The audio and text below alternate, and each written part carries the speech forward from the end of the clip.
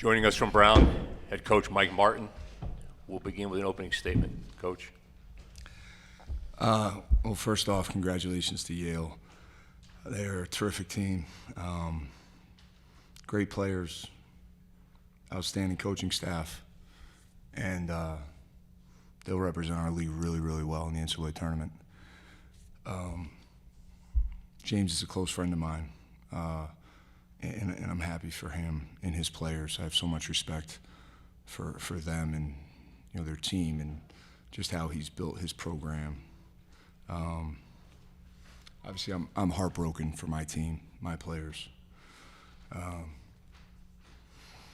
feel like I let them down the last minute of the game, and yeah, it's like you always, after a great win or a hard loss, you're always thinking about how to respond, what's next, and obviously there's a lot in front of our people, but not this team and this group, so that's really hard. Every time the end of the season is so sudden for everybody. So, I thought we grew so much throughout the year, and we fought like crazy all game to put ourselves in a position, and I think I let our team down in the last minute of the game. Questions? Back left. Hey guys, Nick Coit, ABC6. Mike, what do you feel like you could have done differently in that final minute? I had a timeout late that I thought I could have called to organize our defense a little bit better that last possession. James was out of his, so that's why I didn't. But hindsight being 20/20, I think I should have done that. I think we could have given a foul earlier on the possession where Mbeg had the 3-point play. Thought I could have called a timeout when Keno was in trouble, and now you don't want to give them another chance to deny, but another chance to give him the ball when it's that late in the game. So those are just a few things. Despite that, the way that your team battled, and especially in the second half, coming back, taking the lead, the way the bench was up, the way the crowd was behind you, just what can you say about the effort of these guys? Yeah, our guys fought so hard, and we talked about how many people care about us and support us, and obviously they love each other, and they're such a close group. But when you have the backing of all the great people that were here today supporting us, it means everything. So just disappointed that we're not going to be playing again for them. Questions? Wait for the microphone right here. Bill Koch with the Providence Journal. Mike, obviously your coaches are geared to go all the way to the end, whether you're up 6 or up 60. I wonder, though, if there was any point in the last 30 seconds where you might have pictured winning this, if you had maybe jumped ahead at any point. I was confident all day from the moment I woke up this morning, which was earlier than usual. It's hard to sleep last night. I expected us to win this game. It has nothing to do with Yale. It has everything to do with us. So I was confident the entire game, and that didn't change until the final play, right? I didn't get ahead of myself. None of our players did, but we were confident and we believed, and came pretty darn close. Question? Here in the middle. Hi, Linus Lawrence, Brown Daily Herald. Looking back on everything that's happened this season, from where you guys were to getting to this tournament, to getting to this game and getting to that final minute, just what can you say about this particular group of Brown Bears and what made them so special? Yeah, it's an incredible group that I think, you think about our school fight song, Ever True, right? These guys are ever true to Brown, they're ever true to each other, and they make so many people proud the way they play and the way they carry themselves on the court, off the court. It is an incredible group that has really not just bought in to our philosophy and our values, they believe in it, right? They live it with everything they do. And, one of the things we always say is like, we're always getting better. We're always improving. We're always growing as a program. You can see it on our Twitter page, right? And I think these guys exemplified that. We're always growing. We're always improving. And we're always getting better. And as hard as this moment is, right?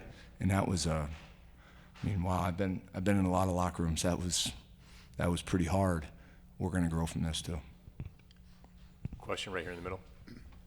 Joe Budzelik, stretching the floor. Coach, you just said always getting better, and the first person that popped in my head is AJ. His impact in the last 2 games and really the last 10 games has kind of went from not really playing at all to helping shut down Lee last night, just his impact and the team moving forward. Yeah, AJ has grown up so much. He's matured so much from his freshman year and then throughout this season. And I just, I'm grateful for him. I'm grateful for his commitment to growth and improvement. And, I'm grateful that we have him and he's got a couple years left. Up front here on the right.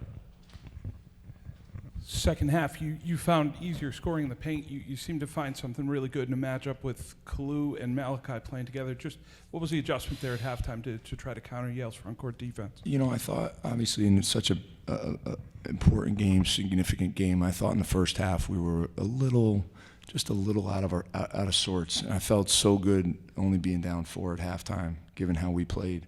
I don't think it was a huge adjustment other than just guys settling in a little bit, not rushing shots, playing off 2 feet in the paint, taking what the defense gives them, and we have some talented players, and I thought we shared the ball well. I don't know what the assist numbers were first half to second half, but I'm guessing it was much more in the second.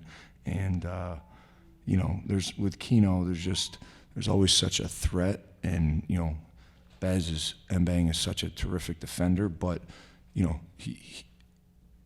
it opens up some gaps for the other guys with Keno being out there. Question right here in the middle. Rob Brown, Ivy Hoops Online. Coach, you were talking about that idea of that being tight. The one person I thought who wasn't tight was Malachi. Taunting the Yale crowd, getting the Brown crowd up. How do you make sure that you have him focus on the amazing performance he had today instead of the last few seconds? That's a hell of a question. Just let him know how much we love him, how much we care about him, how terrific he played. It's a 40-minute game. He played so well. Offensive rebounding, passing, finishing, defense. And,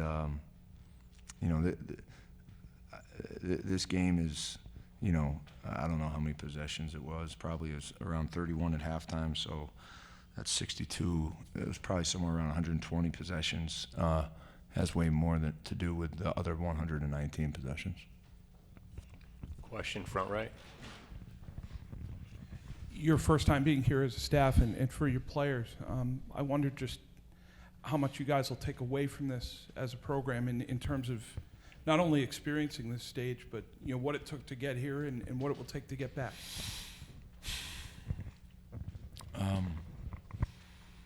Not wanting to look too far ahead and advance, and wanting to celebrate this group for everything they did. I think what we learned is that when we play to our identity, and we believe we're as cohesive and as connected as any group out there, we can do some pretty special things. And again, we're pretty darn close to seeing our name tonight on TV, but selection show. But going forward, we'll grow from this and we'll learn from this, Bill. But this experience, even in November and December and January when we really struggled, I've loved every minute of this team. Back left. And just kind of jumping off that, Mike, the last month plus, the way the team responded to the changes you made, to the hard conversations that you had, and the run that you made to get to this point, how rewarding was that as a coach and as a coaching staff to see a team respond like that and get to where you got to? Yeah, I mean, I've been here for a while, and we've been through some trials and some tribulations, and some hard times. Obviously, some good times, but I think what I appreciate is, again, the commitment from our group, the loyalty of our group, the passion, and, we're going to continue. I've said this now every time I've been up here this week. We're going to continue to recruit guys who fit us and embrace everything that we have to offer. And if that's not for you, that's fine. You can go play somewhere else. But for the ones that are for us, we're going to pour ourselves into them and their development on the court, off the court, and not just for the 4 years they're here, but for the rest of their lives. We have time for one more. All right, Coach, thank you. Thanks, everyone.